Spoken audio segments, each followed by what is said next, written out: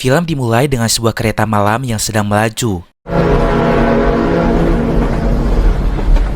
Di salah satu gerbong ada seorang ibu bernama Wan. Dia tampak bersedih sambil memegang banyak uang di tangannya.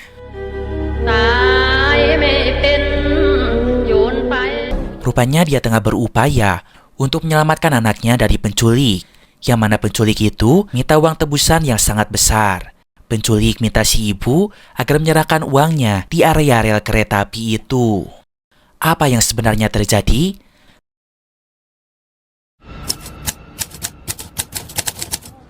Ternyata pelaku penculiknya adalah seorang perempuan bernama King Keo. Saat itu datanglah seorang pengacara yang bernama Hem. Dia merupakan paman dari anak yang diculik. Dan ternyata saat dulu, Hem adalah mantan kekasih King Keo. แต่ครูยืนยันว่าแก้วไปรับวันชัย Hem bertanya kenapa Keo tega membunuh keponakannya. Namun Keo bersumpah kepada Hem bahwa bukan dia penculiknya. Hem kemudian menyuruh Keo agar menceritakan yang sebenarnya terjadi. Film mundur lagi ke 5 bulan yang lalu. Di sini kita akan mengetahui kronologi yang jelas dari penculikan anak tersebut. King Keo bekerja di sebuah toko kelontong milik Ibu Wan, si ibu yang ada di kereta di awal cerita. Dia punya satu anak yang masih kecil, namanya adalah Wan Chai. มึงหูหนวกแล้วไงอีแก้วอีบ้า Ketika itu, dia menyuruh King Keo untuk jemput Wan Chai pulang sekolah. Tapi saat itu, King Keo masih belum bisa move on dari Hem mantan kekasihnya. Dan Hem itu adalah adiknya Ibu Wan. Namun, Ibu Wan menyuruh King Keo agar melupakan Hem, karena saat itu dia sudah hidup bahagia bersama istri barunya. Ibu Wan tambah kesal karena karyawan laki-lakinya yang bernama Pin tidak becus dalam bekerja. Kemarin saja dia menggabungkan beras biasa ke dalam beras ketan. Namun Pin malah fokus dengan tumpukan uang milik si ibu yang sedang dirapikan. Dari situlah dia punya rencana yang jahat. Sementara itu, King Keo berujung dipecat oleh Ibu Wan karena dia terus bertanya soal Hem. Selain itu, menurut Wan, Keo itu adalah pemalas. Di titik itu, Keo sudah putus asa. Dia berencana akan pulang ke rumah ibunya yang ada di kampung. Namun nahas dia tak punya ongkos. Dan ketika itulah, Pin memanfaatkannya. Mula-mulanya dia mendekati Keo, kemudian memberikannya seplastik es teh manis hangat. Setelah itu, dia menyuruh Keo untuk menculik Wan Chai di sekolahnya. Jika melakukan itu, maka Keo akan diberikan uang ongkos untuk pulang ke kampungnya.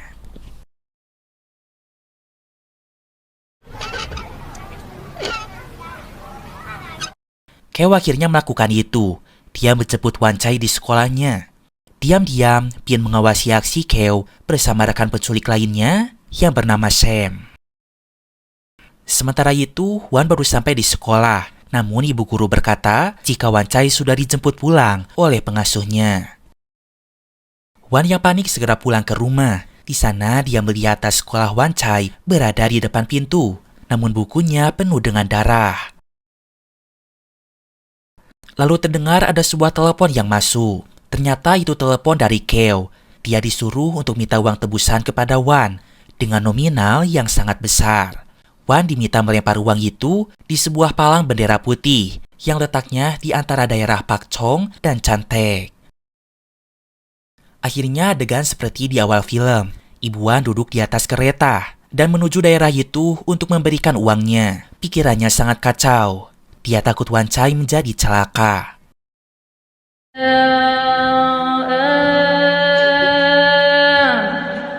Dia pun melihat sebuah tugu yang terikat dengan kain putih. Dia seketika melempar uang itu.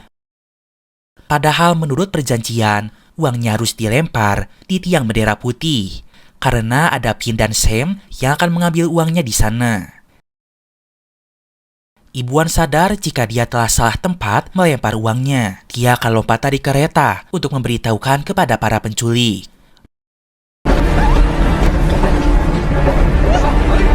Namun tubuhnya ditahan oleh penjaga kereta karena itu sangat berbahaya. Sehingga saat itu terjadilah kesalahpahaman. Si penculik menyangka jika Ibu Wan tidak memberi uangnya. Hem marah mendengar cerita itu.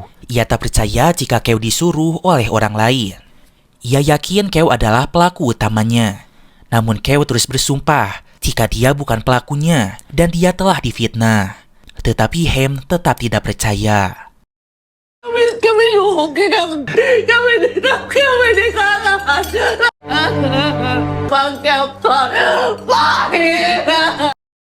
Melanjutkan cerita tadi, selama penculikan sebenarnya Wan Chai dirawat dan diurus oleh King Keo. Karena bagaimanapun, saat masih menjalin hubungan dengan Hem, Keo telah menganggap Wan Chai sebagai keponakannya sendiri.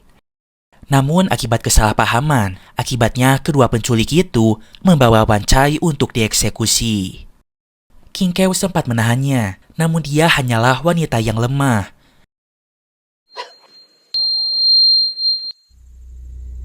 Wan Chai kemudian dibawa ke area ladang. Saat itu Keo mengikutinya dengan sebuah senjata di tangannya. Wan Chai!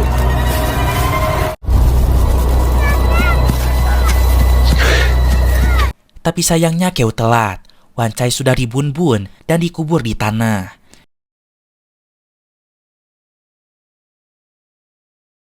Keo marah besar kepada mereka berdua. Padahal awalnya, rencana mereka hanya menculik Wan Chai saja, tidak sampai membun-bunnya. Akan tetapi, Keo berujung dipukul sampai berdarah kepalanya. Nahas ketika tidak sadar, Keo pun diperkaos oleh mereka berdua. Setelahnya, mereka meletakkan pisau yang berlumuran darah Wan Chai itu di telapak tangan Keo.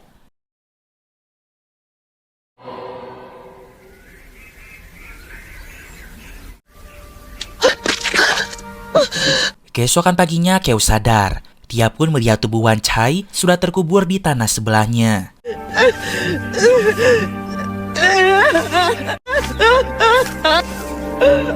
Tak lama kemudian para polisi datang dan seketika mereka menangkap Keo karena melihat ada pisau di tangannya.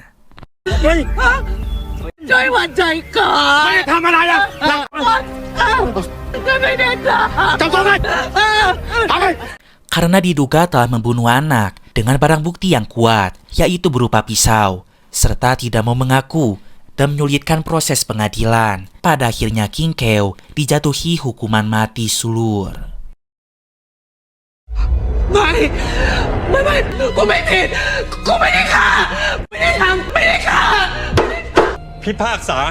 Tentu ini rasanya tidak adil untuk Keo karena ia sejatinya adalah korban fitnah. Menjelang kematiannya, King Keo konsultasi dengan pemuka agamanya.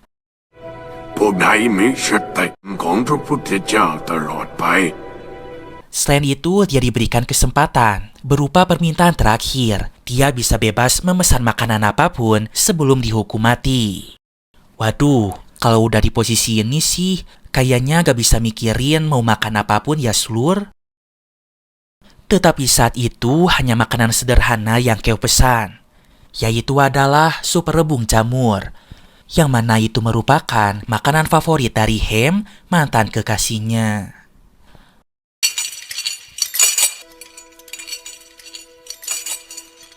Akhirnya hari penghakiman pun tiba. King Keo dibawa ke bangunan eksekusi.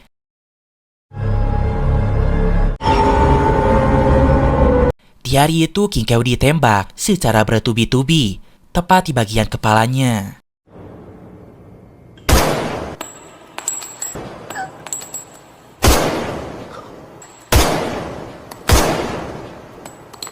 Sungguh sangat miris, orang tak bersalah menanggung hukuman seberat ini. Namun ada yang aneh saat itu, Keo masih bangkit dengan penuh kesakitan.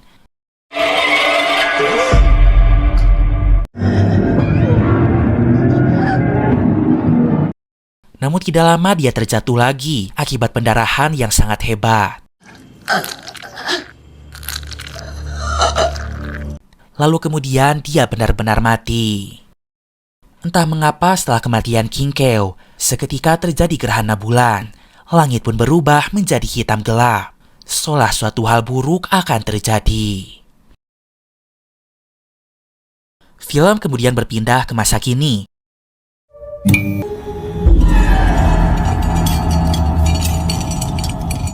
Diam-diam King Keo bangkit menjadi arwah yang penuh dendam. Dia menuntut balas atas kematiannya.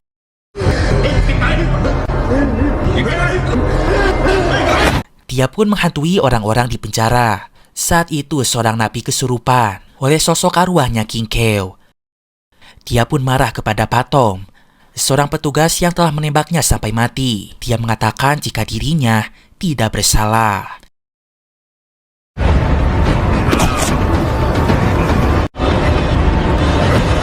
Namun untungnya Patom dapat melawan, sehingga arwah Keo menjadi pergi.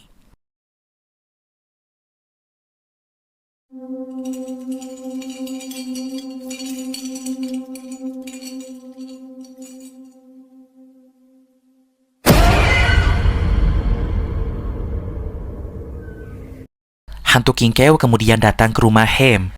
Saat itu istri barunya yang bernama Mia yang melihat King Keo pertama kali. Seketika jendela tertutup dengan sangat keras. Hem diberitahu istrinya ada seseorang di luar yang mencarinya. Hem sangat terkejut saat mengetahui orang itu adalah King Keo, padahal dia telah mati.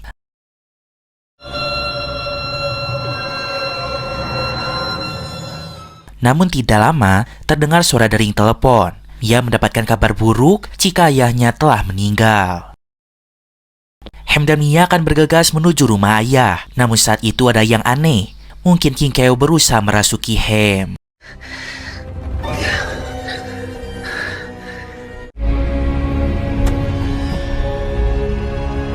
Malam pun poek. Dua pemuda yang telah fitnah King Keo bertapa di depan sebuah sesajen. Ketika itu mereka sempat memotong rambut King Keo, dan kali ini mereka akan memanggil arwahnya. Sam mengetahui tata caranya, karena ayahnya adalah seekor dukun. Sosok King Keo pun datang. Sam berniat akan mengendalikan arwahnya. Namun King Keo dipenuhi oleh amarah dan dendam, sehingga dia segera menyerang Sam secara mengerikan. Kulit kepalanya juga sampai terkelupas.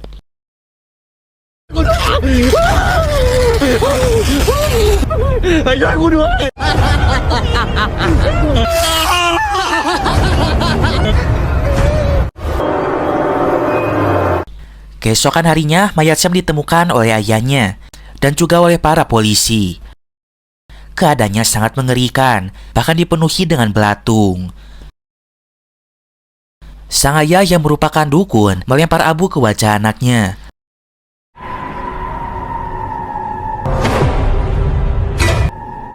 Lalu seketika Sam bangun.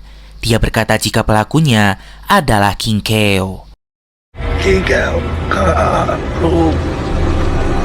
Lalu tak lama dia mati lagi. Sementara itu, Pin menjadi gila. Dia selalu berteriak histeris karena diganggu oleh King Keo.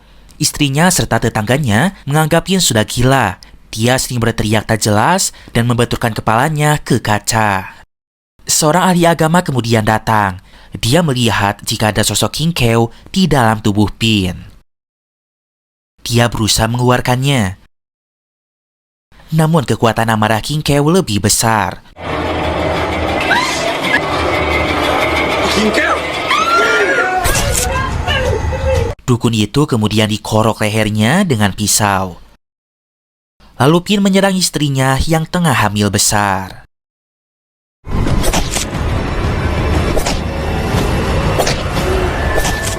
Polisi kemudian datang. Dia melihat dukun serta istrinya Pin sudah tewas mengerikan. Sementara itu, Pin melarikan diri lewat jendela. Polisi melihat ada noda darah di cermin yang retak. Tulisannya adalah, "Aku tidak bersalah." Mereka pun curiga arwah yang merasuki Pin adalah King Keo. Keesokan harinya, film beralih kepada Mia yang telah menjemput jenazah ayahnya ke dalam rumahnya. Dan dia pun mengadakan acara duka. Namun dia hanya sendiri karena Hem beralasan sedang sakit. Kemudian Mia didatangi oleh pihak kepolisian dan juga dukun Som, ayahnya Sam. Mereka ingin memberitahukan sesuatu pada Mia, yang dimana ada ruah goib yang berusaha menyerang mereka. Dukun memegang kepala jenazah ayah Mia. Dan seketika dia memberi informasi bahwa kematiannya ulah King Keo.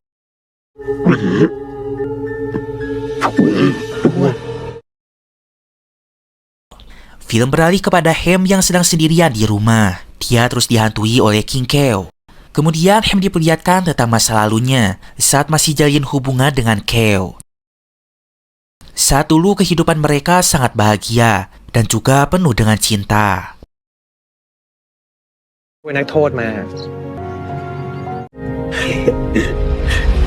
Hem minta maaf kepada Keo, namun dia seketika dilempar ke sebuah kursi. Keo mengatakan Hem sangat jahat.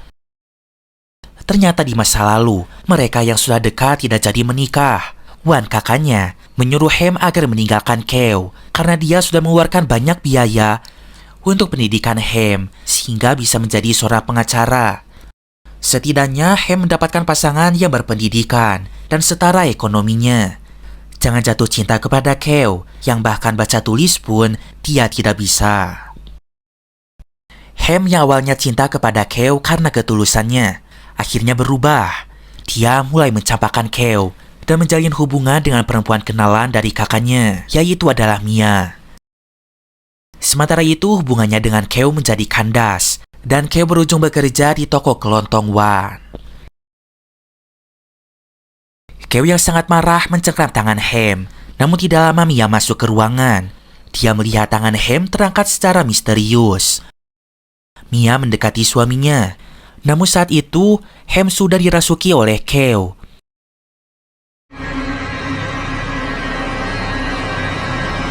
Mia seketika menampar King Keo karena dia yang telah membunuh ayahnya. Namun dia seketika menghilang. Ternyata Hem yang sebenarnya ada di ruangan kerja. Angin besar seketika menyerang rumah mereka.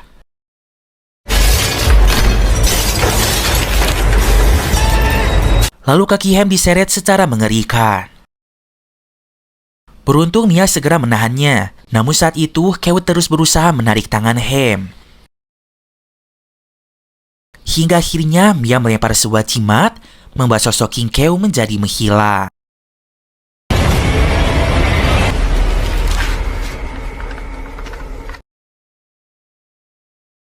Mereka kemudian bergegas ke rumah dukun Som untuk minta perlindungan dari serangan Keo. Dan tak mengapa Hem jadi sakit parah. Dukun Som berkata Hem sedang diincar. Saat dibacakan mantra, King Keo ada di tubuh Hem.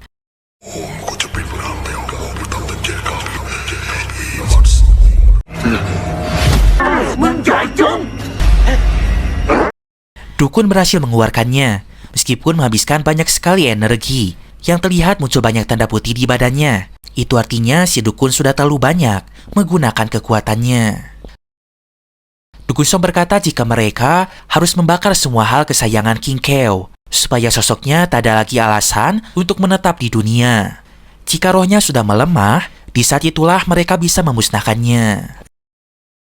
Selain itu, dukun memberikan 3 peluru yang telah membuat King Keo mati saat di ruang eksekusi. Ia dapatkan itu dari polisi Patong. Barang yang membuat King Keo mati dapat melemahkan arwah jahat King Keo. Sehingga dukun itu menyuruh Mia, Hem, dan Wan, kakaknya Hem, untuk masing-masing memegang 1 peluru agar selamat dari serangan Keo.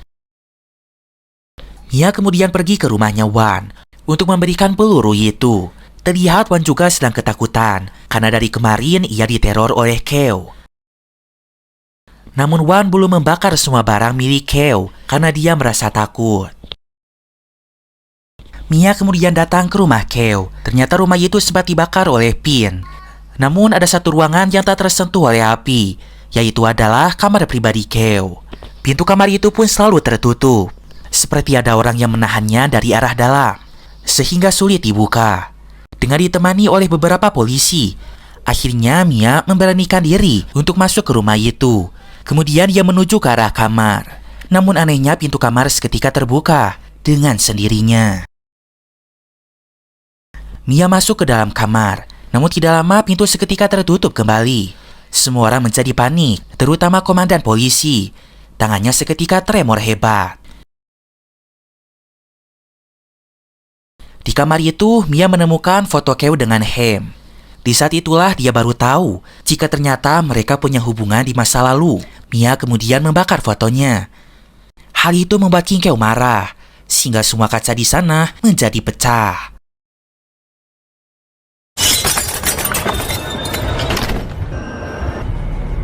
Namun beruntung Mia masih memegang peluru itu, sehingga dia tidak diserang.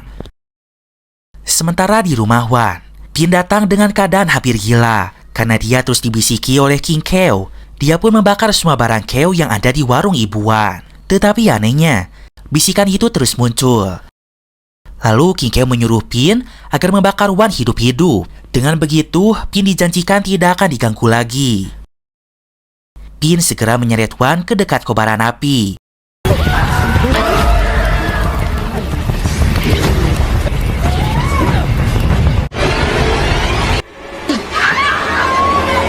Nahas peluru milik Wan terjatuh, sementara tangannya terikat oleh tali. Keo memiliki dendam yang cukup besar kepada Wan. Saat dulu ketika hubungannya kandas dengan Hem, King Keo sempat menjadi gila. Pikirannya terganggu, sehingga dia sering mengganggu para pelanggan di toko kelontong. Hal itu membuat Wan marah. Saat itu Keo dikurung seharian. Lalu tanpa segan, Wan menyiramnya dengan air panas yang mendidih.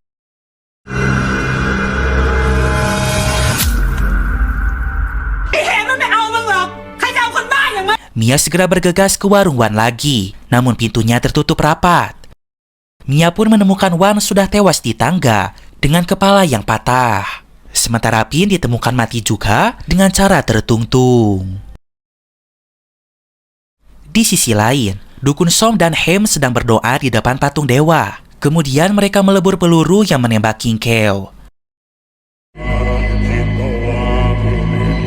Lalu leburan itu dibentuk menjadi peluru yang baru. Namun bedanya sudah ditambahkan beberapa bahan lainnya yang telah didoakan. Dengan peluru itu, King Keo dapat musnah. Mia baru sampai di rumah. Dia mengatakan jika Wan kakaknya Hem sudahlah mati. Mereka pun sudah membakar semua barang milik Keo. Tetapi anehnya teror tak kunjung menghilang. ของลับมันอยู่ไหนคะหนูหาไม่เจอ Dukun kemudian datang. Dia mengajak mereka berdua untuk memburu sosok King Keo agar dapat ditembak dengan peluru yang telah diciptakan secara khusus.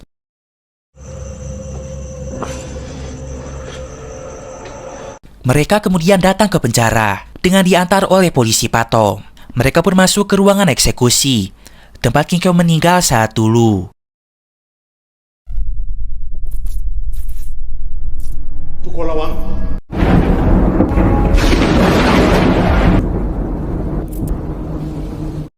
Tidak lama sosok Keo muncul, namun mereka seketika terjebak di dalam ilusi. Mia akan segera menembak Keo dengan peluru doa. Namun dia disuruh hati-hati, karena peluru itu hanya ada satu, jadi jangan menembak sembarangan. Peluru doa itu pun masih tersimpan, sementara Patom akan segera menembak Keo dengan senapan miliknya.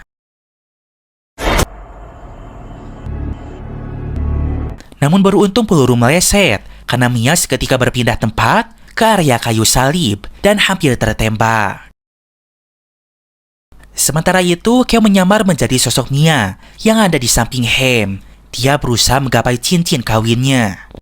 Ternyata saat dulu, cincin itu sempat menjadi milik King Keo. Namun Wan telah merubahnya menjadi nama Hem dan Mia.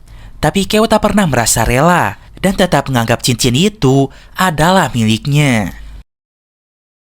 Pantas saja Keo tak kunjung musnah, karena cincin miliknya itu belum hancur.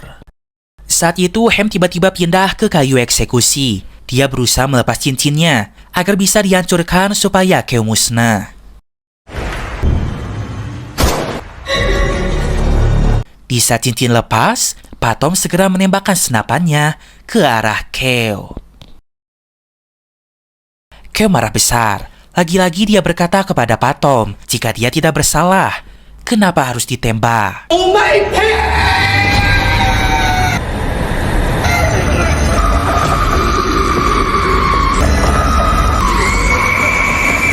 Kale kemudian menjerit sampai suaranya menggema menusuk kuping mereka. Rantai misterius seketika membelit tangan kaki Pak Tom.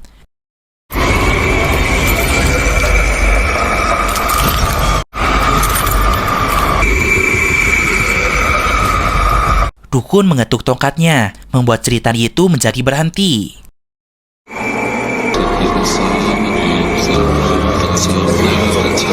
Tapi Pak Tom seketika pindah ke kayu eksekusi, dan saat itulah Kale menembaknya secara bertubi-tubi hingga dia tewas mengenaskan.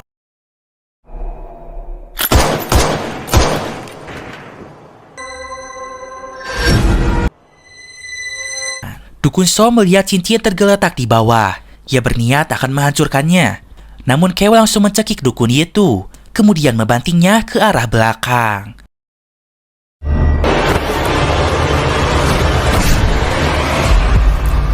Dukun itu sampai mengeluarkan banyak darah pada mulutnya. Lalu Dukun Som menggambar sebuah simbol menggunakan darahnya. Hal itu pun membuat Kale menjadi tak bisa bergerak.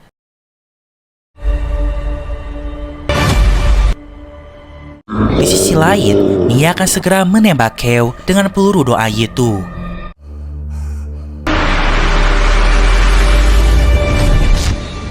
Namun sosok Kale seketika masuk ke tubuh Dukun. Dukun So menyuruh Mia untuk menembak jantungnya supaya Kale bisa musnah. ยิงกูสิ คุณหนูยิงมาเลย ยิงกูสิ ยิงเลย Namun Mia sadar ini jebakan, karena hal itu hanya akan membunuh Dukun saja, sementara Kale tidak akan musnah. Namun beruntung Hem bangkit kembali. Saat itu ia segera menghancurkan cincinnya, sehingga sosok Kale keluar dari tubuh Dukun. Kemudian Mia segera menarik pelatu, sehingga peluru doa menembak Kale. Akhirnya Kale musnah, dan mereka kembali ke alam nyata. Di sana mereka pun melihat jika Pak Tom sudah tidak bernyawa.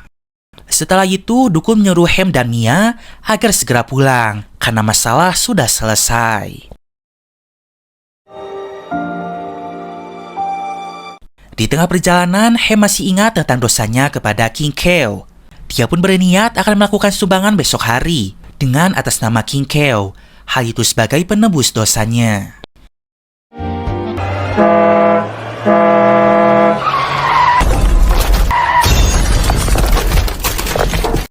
Tapi seketika, ada sebuah truk melaju dari arah samping dan seketika menabrak mobil mereka. Rupanya kutukan King Kale belum musnah. Ternyata cincin King Kale itu yang dipakai oleh Mia, sementara yang dihancurkan tadi adalah cincin milik Hem. Sehingga sampai saat ini, sosok King Kale belum musnah juga. Sementara Hem dan Mia tewas mengenaskan akibat kecelakaan itu. Film diakhiri di alam arwah, di mana King Kale dan Hem dapat bersatu kembali. Kemudian secara bersama-sama, mereka pun pergi ke alam selanjutnya. Dan cerita pun berakhir.